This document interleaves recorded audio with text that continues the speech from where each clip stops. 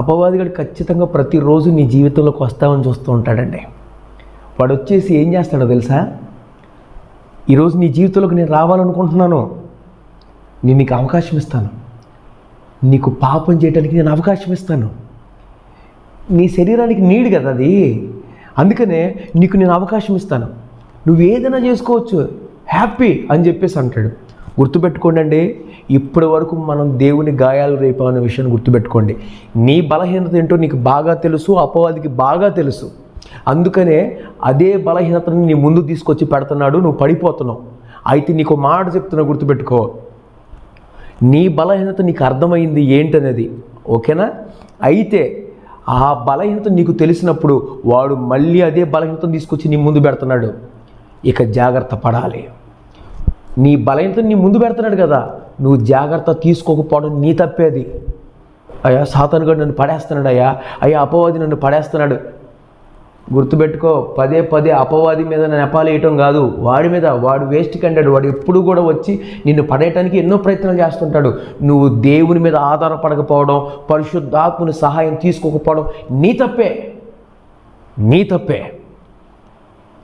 వాడి మీద నెట్టడం కాదు, ముందు మనం కరెక్ట్గా ఉండాలా. మనం కరెక్ట్గా పడితే మనం ఎందుకు పడిపోతామండి? పరిశుద్ధాత్మని సహాయం వేడితే మనం ఎందుకు పడిపోతాం? వాడు నీకు పాపం చేయడానికి అవకాశం ఇచ్చిన ప్రతిసారి, నీ బలహీనతను బట్టి నీ పాపము చేయడానికి నీకు అవకాశం ఇచ్చిన ప్రతిసారి, నేను ఖాళీగా లేనని చెప్పు, నేను బిజీగా ఉన్నానని చెప్పు, దేవుడితో మాట్లాడే విషయంలో నేను బిజీగా ఉన్నాను అని చెప్పు. అవన్ నువ్వు బిజీ అయిపోవాలి దేవుడితో. నువ్వు దేవుడితో మాట్లాడే విషయంలో బిజీ అయిపోవాలా, వాక్యం చదివే విషయంలో బిజీ అయిపోవాలా. ఎటు వెళ్ళిన భాషలతో మాట్లాడు, ఎటు వెళ్తున్న ఆత్మతో నడిపించబడు. నువ్వు అడుగు తీసి అడుగు వేస్తున్నావంటే ప్రార్థన నడిపింపుతో బయలుదేరు, వాక్యపు ధ్యానంతో నడుచుకుంటూ వెళ్ళు. నేను కూడా వాక్యాన్ని ధ్యానించేటప్పుడు ఒక విషయం నాకు అర్థం కాకపోతే, ఎటు వెళ్ళినా ఎక్కడికి వెళ్ళినా చెప్పకూడదు కానీ, బాత్రూమ్కి వెళ్ళినా కానీ అసలు అదేంటి అదేంటి అదేంటి అదేంటి ఆలోచిస్తూనే ఉంటాను. నింపబడాలి వాక్యం ద్వారా, నింపబడాలి పరిశుద్ధాత్మ ద్వారా. నిన్ను ఆలోచన పెట్టేవాడిని తొక్కాలి. నువ్వు నిన్ను పదే పదే పడవేస్తున్న వాడి మీద నీకు జయం రావాలి. నువ్వు ఖాళీగా ఉంటున్నావు, అందుకే పడిపోతున్నావు. నువ్వు దేవుడితో మాట్లాడే విషయంలో బిజీ అయిపో, నువ్వు దేవుడితో మాట్లాడే విషయంలో బిజీ అయిపోవాలి. వాడు కూడా నీకు, నేను నీకు తండ్రిగా ఉంటానండి, నేను నీకు తండ్రిగా ఉంటాను అని చెప్పేసి నీకు అనేకమైన అవకాశాలే వద్దామని వాడు అలా నటిస్తాడు. వాడు వచ్చి ఏం చేస్తాడో తెలుసండి? నీ జీవితాన్ని పాడు చేస్తాడు, నీ ప్రార్థనా స్థలాన్ని పాడు చేస్తాడు, నీ ఆత్మీయ జీవితాన్ని చెదరగొట్టేస్తాడు, అందరికీ దూరం చేస్తాడు, నువ్వు అందరినీ గాయపరిచేలా చేస్తాడు, నీలో కోపాన్ని రేపుతాడు, నిన్ను దుఃఖపెట్టేలా చేస్తాడు, అసలు నీ జీవితం పూర్తిగా లేకుండా చేసి పడేస్తాడు. వాడు చాలా చేస్తాడు. కానీ యేసయ్య నీకు తండ్రిగా ఉంటే ఏం చేస్తాడు తెలుసా? పడిపోయిన నిన్ను పైకి లేపుతాడు. అసలు నిన్ను పడిపోనేవాడు, ఫస్ట్ పడిపోయినవాడా. నీకు మాట చెప్పనండి, గమనించుకో. అందరిలాగా దేవుడు ఎప్పుడైనా నిన్ను చూశాడండి? అందరికి ఇచ్చి నీకు ఇవ్వకుండా నిన్ను తక్కువ చేశాడా? ఎందుకని నువ్వు దేవుని అర్థం చేసుకోలేకపోతున్నావు? నీ కోసం ప్రాణం పెట్టి అంత త్యాగం దేవుడి దగ్గర ఉందండి. అరే నీ కోసం ప్రాణమే త్యాగం చేస్తే ఆఫ్టర్ నువ్వు పాపాన్ని త్యాగం చేయలేకపోతున్నావు అండి. దాన్ని సద్వినియోగం చేసుకుంటున్నావు. నీకు ఏం తక్కువ చేశాడు దేవుడు? నేను అర్థం చేసుకోవట్లేదా? నేను ఎన్నిసార్లు అర్థం చేసుకుంటున్నాడు దేవుడు? అయ్యో పదే పదే పదే గాయాలు రేపుతున్నావుగా, పదే పదే దుఃఖపడుతున్నావు కదా. నువ్వు 4 గోడల మధ్యలో ఇప్పుడు ఏడుస్తున్నావా? ఎవరు నేను అర్థం చేసుకుంటున్నారా? ఎవరు నేను దగ్గర తీసుకుంటున్నారా? పాపంలో వ్యక్తిగత జీవితంలో పడిపోయావు కదా, దేవునికి దూరం అయిపోయావుగా, కన్నీళ్ళే అన్నపానాలుగా బతుకుతున్నావు కదా. సొంతోళ్ళే మర్చిపోయారు, సొంతోళ్ళే అర్థం చేసుకోవట్లేదు. నువ్వు దూరం అయిపోయావు, గాయాల పాలైపోయావు, ఒంటరి అయిపోయావు, దూరంగా నివసిస్తున్నావు, ఏ అద్భుతాన్ని చూడలేకపోతున్నావు. జీవితం ఏమో చితికిపోతూ ఉంది, 4 గోడల మధ్యలో నలిగిపోతున్నావు. నీకు మాట చెప్పనా? పరలోకమందు నీకంటూ ఒక తండ్రి ఉన్నాడండి. నిన్ను అర్థం చేసుకోవడానికి ఒక తండ్రి ఉన్నాడు. ఆ తండ్రి నీ గాయాలు కడతాడు, ఆ తండ్రి నిన్ను ఎత్తుకుంటాడు, ముద్దులాడతాడు, కౌగిలించుకుంటాడండి. నిన్ను ఎన్నటికీ మరచిపోవడం అసాధ్యం అండి. ఆయన నిన్ను ఎంత మాత్రం మర్చిపోడు. నువ్వు అపవాదికి ఇచ్చే కదా ఈరోజు గాయాల పాలయ్యింది. ఈరోజు నువ్వు అపవాదికి అవకాశం ఇచ్చే కదా దేవునికి దూరం అయిపోయింది. ఈరోజు నువ్వు అపవాదికి అవకాశం ఇచ్చే కదా దేవుడికి వ్యతిరేకంగా బ్రతికేది. అపవాదికి అవకాశాలు ఇచ్చి ఇచ్చి ఇచ్చి నిన్ను నువ్వు పాడు చేసుకుంటున్న విషయం గమనించుకోలేకపోతున్నావు. ఇప్పటి వరకు అపవాదికి ఇచ్చిన నువ్వు అవకాశాలు, అపవాదిగాడి నీకు ఇచ్చిన అవకాశాలు నువ్వు సద్వినియోగం చేసుకుంటూ దేవుని గాయాలు రేపుతున్నావే. అదే అవకాశం ఒక్కసారి యేసయ్యకి ఇచ్చినట్లయితే ఈరోజు నీ స్థితి ఇలా ఉండేది కాదు. నీ బ్రతుకు ఇప్పుడు ఈరోజు అలా ఉండేది కాదు. నీ స్థితి బాగుండేది. అనేకులకు మాదిరికరంగా ఉండేదానివి. సాక్ష్యం పోయింది, పేరు పోయింది, 4 గోడల మధ్యలో ఏడుపు మిగిలింది. పిల్లలకు చూస్తే అనారోగ్యాలు, నీకు చూస్తే అనారోగ్యాలు. ఎటు వెళ్ళినా రూపాయి దొరకట్లేదు. నీకు ఒంటరైపోయినావు. ఏం చేయాలో అర్థం కావట్లేదు. రా, మరలా దేవుని దగ్గరకు వెళ్ళి, నాకు నువ్వు తప్ప దిక్కు లేదు, నా తండ్రివి నువ్వు, నాకున్నది అంతా నువ్వే, నువ్వు తప్ప నాకు ఆధారం లేదు నాన్న గట్టిగా పట్టేసుకో. అయ్యా, నేను పడిపోయింది వాస్తవమే, నేను దుఃఖపెట్టింది వాస్తవమే, నిన్ను బాధ పెట్టింది వాస్తవమే, తిరిగి నీ పాదాల దగ్గరకు వచ్చింది వాస్తవమే ప్రభువా. నన్ను నువ్వు తప్ప ఎవరు అర్థం చేసుకోలేరు నాన్న అని నువ్వు పిలవగలిగితే కౌగిలించుకొని ఆయన రక్తంతో నిన్ను శుద్ధి చేస్తాడు. ఆయన రక్తంతో నిన్ను కడుగుతాడు. నీ జీవితాన్ని మరలా పునరుద్ధానంగా మారుస్తాడు. నీ జీవితాన్ని గొప్ప చేస్తాడండి. నా మాట నీకు అర్థమవుతుంది అనుకుంటున్నాను. నీ సమయం దేవునికి ఇచ్చేయి. నీ సమయం దేవునికి ఇచ్చేయి. నీ ప్రార్థనా స్థలం అక్కడే ఉంది. ఆ ప్రార్థనా స్థలం దగ్గరికి అపవాది రావడానికి వీల్లేదు. వాడు ఆ ప్రార్థనా స్థలాన్ని పాడు చేయడానికి వీల్లేదు. బలిపీఠాలు పడిపోవటానికి వీల్లేదండి. ఇప్పటికే నీ ప్రార్థన బలిపీఠం పడిపోయింది. నీ ఆత్మీయ జీవితం పతనమైపోయింది.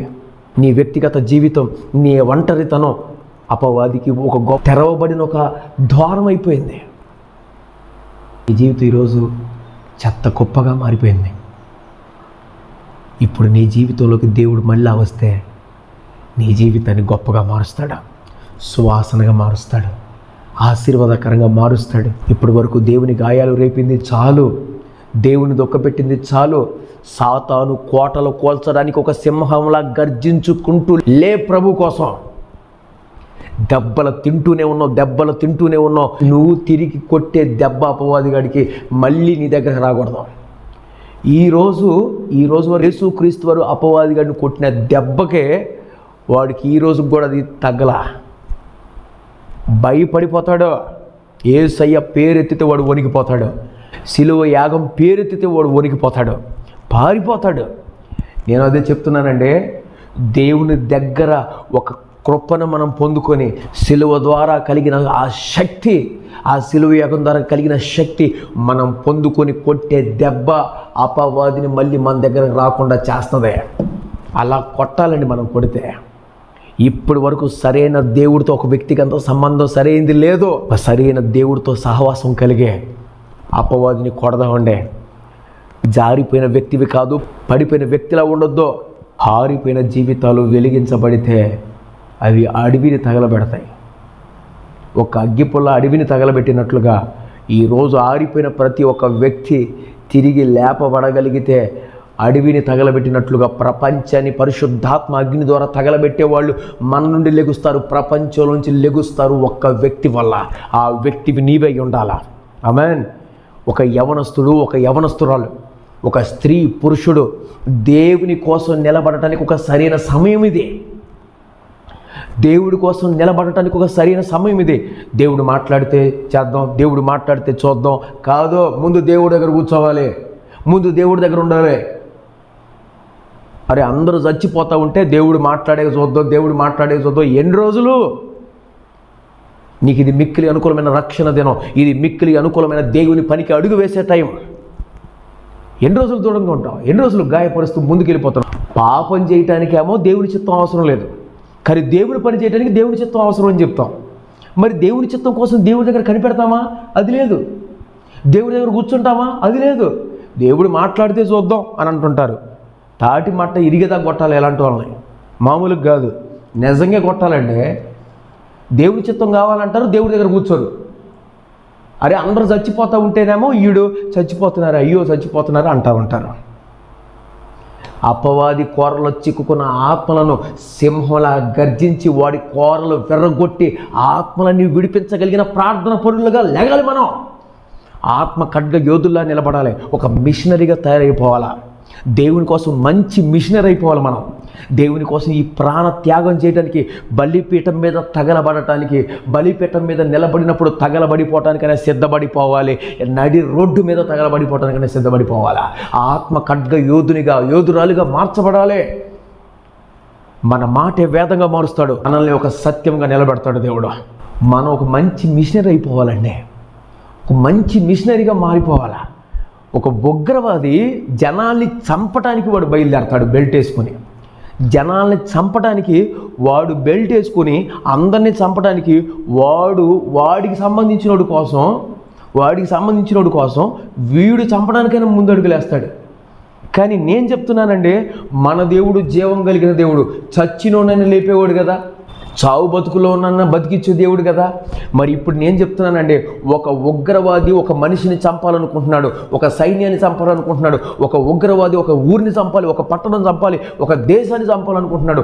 ఒక క్రైస్తవుడు, ఒక దేవుని సేవకుడు, దేవుని బిడ్డగా బ్రతుకుతున్న ప్రతి ఒక్క వ్యక్తి చావు బతుకుల్లో ఉన్న గుంపుని, చావు బతుకుల్లో ఉన్న దేశాన్ని మనం తిరిగి లేపడానికి ఒక దేవుని బోరగా, దేవుని బిడ్డగా మనం నిలబడగలిగితే ప్రపంచాన్ని దేవుని చేతులు పెట్టేయచ్చండి.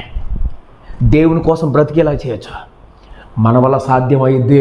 ఇది పరిశుద్ధాత్ముడు చేయగలడు మన ద్వారా. పరిశుద్ధాత్ముడికి అవసరమై ఉన్నాం మనం. ఇప్పుడు పరిశుద్ధాత్ముడి చేతులకి సరిగ్గా వెళితే, పరిశుద్ధాత్ముడికి మనం పూర్తిగా అప్పచెప్పేసుకుంటే, పరిశుద్ధాత్ముడు ప్రపంచాన్ని తల్లకిందులు చేసే వ్యక్తులుగా మనల్ని దేవుడు మారుస్తాడు, గొప్పగా మారుస్తాడు. నా పరిశుద్ధాత్ముడు ఈరోజు ప్రతి ఒక్కరి హృదయాలను మండించును గాక. ఈరోజు మండిస్తాలి. ఈరోజు పరిశుద్ధాత్ముడు మండించాలి. చచ్చిపోతే చచ్చిపోయాం, దేవుని కోసం చచ్చిపోవాలా. ఎంతకాలం భయపడుతూ కూర్చుంటాం, ఎంతకాలం దేవుని దుఃఖపరుస్తూ ఉంటాం, ఎంతవరకు దేవుని చిత్తానికి వ్యతిరేకంగా వెళ్ళిపోతున్నాం.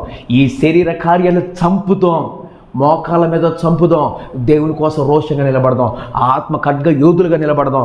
ఆరిపోయే వ్యక్తులుగా కాదండి, అనేకులు మండించే వ్యక్తులుగా మనం వెలుగుతూ అనేకులు వెలిగించాలి. ఇదే మన ఆత్మధైర్యం. ఇదే మన ఆత్మధైర్యంగా ఉండాలి, ఆత్మ సామర్థ్యంగా ఉండాలి, మన నిర్ణయంగా ఉండాలి. ఓడిపోయింది చాలు, చల్లారిపోయింది చాలు, వెనకబడిన దినాలు చాలు. ఎక్కడ నిలబడిన దేవుని గురించి ప్రకటించే అభిషేకం మన మీద ఉండాలి. ఆ మాట మనలో నుంచి బయలుదేరాల. దేవుడు కోరుకుంటున్నాడండి ఇది.